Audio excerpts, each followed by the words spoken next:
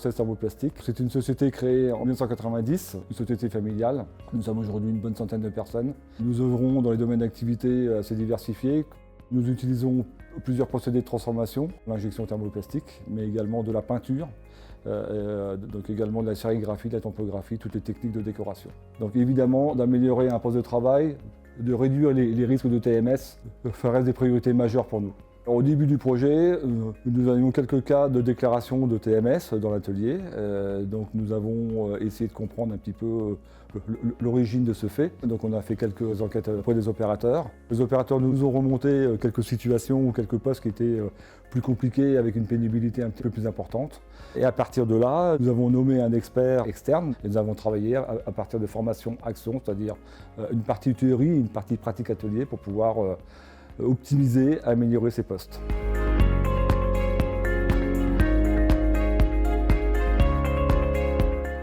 Tout comme une intervention ergonomique dite classique, la formation action a pour objet de réduire les facteurs de risque de TMS. Peut-être que la différence réside dans le fait que dans une formation action, on forme des acteurs en interne pour qu'ils puissent agir en autonomie par la suite pour réduire ces facteurs de risque sur d'autres postes ou d'autres situations de travail.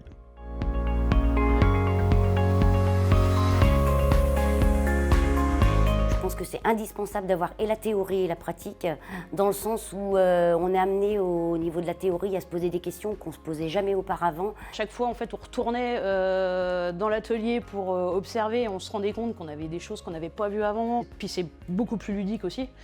La théorie reste de la théorie, tant qu'on ne l'a pas mise en application, on peut très vite l'oublier, alors que le fait de la mettre en application derrière, tout de suite, il y a un déclic qui se passe et on peut enchaîner et avancer justement.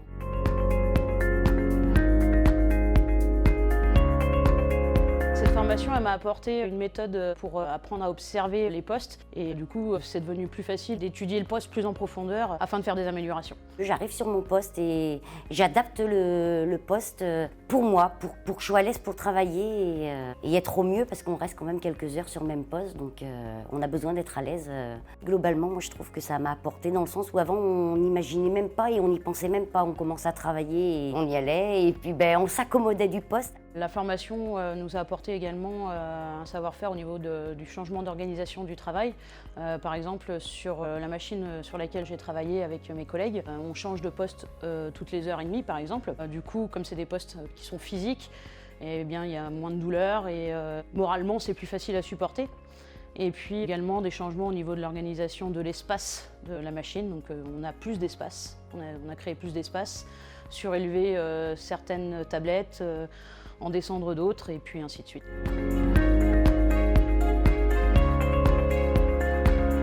Alors personnellement, j'ai jamais travaillé avec un ergonome. Après, ce qui est intéressant, c'est qu'il nous a laissé relativement autonomes quand même dans notre travail, tout en ayant une présence discrète. Et c'est vrai que dès qu'on avait besoin, dès qu'on avait une question, il savait se montrer présent. Et il nous a laissé quand même très très autonomes dans notre travail. Et ça, c'est super intéressant. Ouais. Ce que je retiens, justement, c'est le travail en équipe.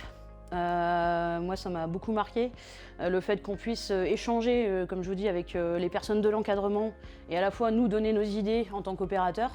C'est vrai que c'est très important et ça permet de multiplier les idées, les avis et les observations et du coup d'optimiser l'amélioration des postes par la suite.